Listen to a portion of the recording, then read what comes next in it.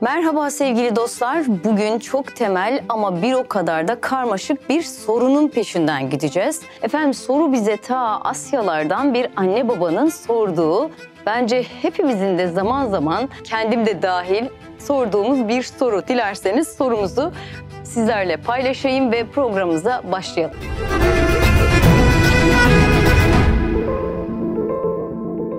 Efendim soru şu. Gerçekten gençler mi değişti yoksa biz mi artık onları anlamakta zorlanıyoruz? Hepimiz duymuşuzdur, hatta belki zaman zaman kendimiz de söylemişizdir bu soruyu, demin başlangıçta dediğim gibi. Eskiden böyle miydi gençlik? Gençlik kalmadı be hocam diye çok sık aldığım bir soru. Ama durup şöyle bir düşünelim. Bu sözleri söyleyen sadece biz miyiz? Hayır, tabii ki bu cümle binlerce yıl öncesine kadar gidiyor. Antik Yunan filozofları da gençliğin bozulduğundan şikayet etmişler kıymetli dostlar. Ta binlerce yıldan bahsediyoruz. O zaman sormak gerekiyor. Madem her kuşak gençliğin değiştiğini söylüyor, belki de değişen gençlik değil, bizim algımızdır. Olamaz mı? Hadi biraz daha derine inelim. Biraz daha bunu açalım. Ne dedi bu İnce Hoca dediniz eminim. İçinde yaşadığımız çağda değişim artık nesilden nesile değil, bazen yıldan yıla, hatta aydan aya gerçekleşiyor. Böyle bir zamanda yaşıyoruz. Bir teknoloji çıkıyor ve bir sabah uyandığımızda dünya başka yer haline gelmiş oluyor. Bu değişim sadece cihazları, uygulamaları değil, insanların dünyaya bakışını, kendini ifade etme biçimini, değerlerini ve hatta hayattan beklentilerini dahi şekillendiriyor. Bu kadar hızlı değişen bir dünyada gençlerin farklı hissetmesi, farklı düşünmesi, farklı yaşaması bir sorun değil, bu çağın doğal sonucudur kıymetli dostlar. Ama bizim bu değişimi okuyabilme kapasitemiz işte orada evden eve, aileden aileye, anneden anneye, babadan babaya değişiyor ve zorlandığımız yerde tam da burası. Bugünün gençleriyle bizim aramızdaki fark sadece yaş farkı değil. Bu bir zaman farkı, hatta anlam farkı. Bizimle aynı dili konuşuyor gibi görünseler de kullandıkları kelimelerin altı başka anlamlarla dolu kıymetli dostlar. Bazen konuştuklarında büyümüşsün de adam olmuşsun da ne büyük kelimeler konuşuyorsunuz.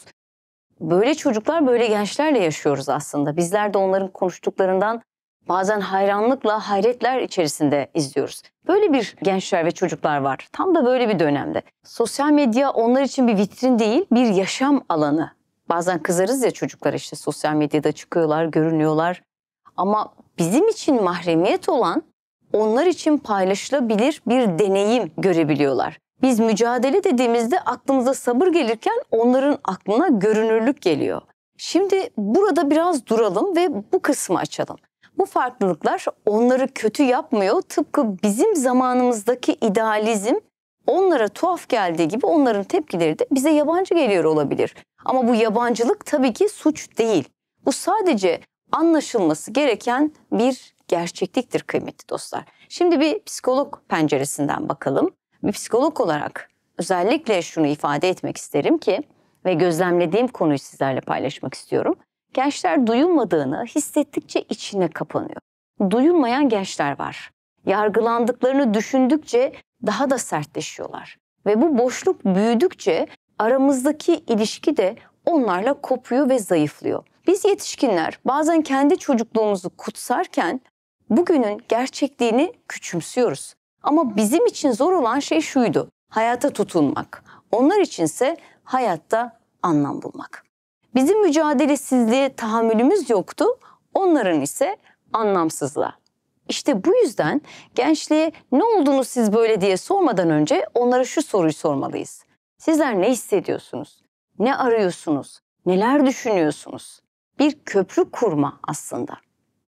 Kuşaklar arasında bir mesafe var. Eğer bu mesafe varsa bu mesafeyi köprüyle kapatmak bize düşüyor. Ve bu köprü eleştiriden değil, anlayıştan, meraktan, şefkatten yapılmalı. Çünkü gençleri dinlediğimizde şunu görebiliriz. Değişen şey onların ahlakı değil, dertleri. Bozulan değerleri değil, yönleri ve kaybettikleri saygı değil, belki de sadece bağlantı.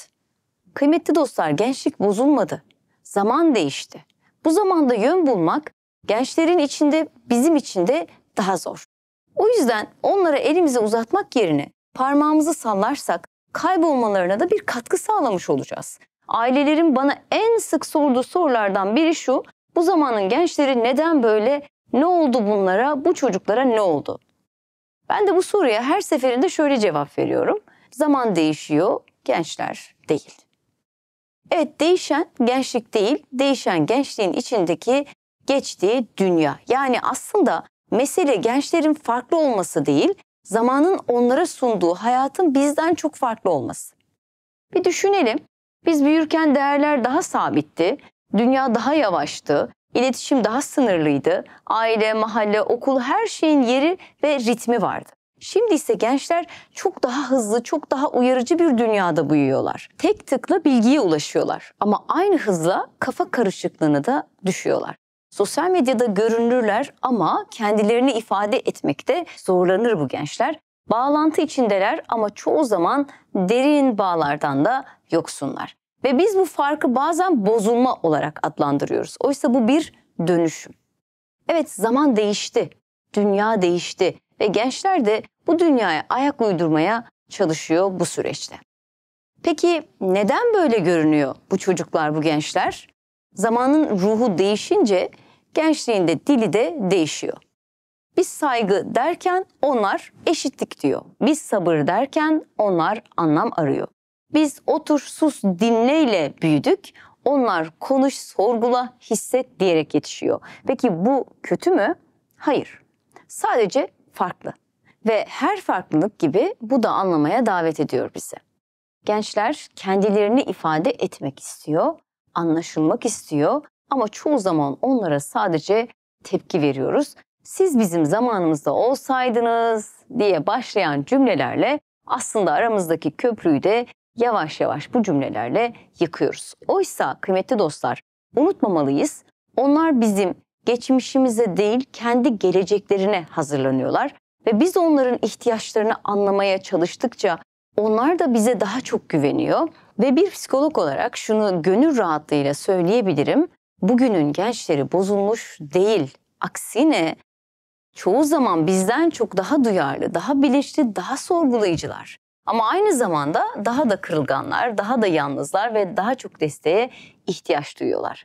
Bizden bekledikleri şey onları eski kalıplara sokmak değil, onlara bu yeni dünyada yol arkadaşlığı yapmak, dinlemek, yargılamadan onlarla beraber olmak, anlamak ve etiketlemeden anlamak ve en sonda eşlik etmek, fakat eşlik ederken ezmeden eşlik etmek. Çünkü zaman değişiyor. Bu değişen zamanı da gençlerin elinden tutmak, onlara yol göstermek, sevgiyle yaklaşmak bizim görevimizdir kıymetli dostlar. Evet, bugün ta Asyalardan bize yazan anne ve babanın sorusuna aslında hepimizin sık sık sorduğu, hepimizin ara ara kurduğu bir cümlenin sorusuydu bugün. Bugün bu sorunun izinden gittik efendim. Haftaya bir başka soruyla, bir başka konuyla buluşmak üzere efendim. Merakta kalın.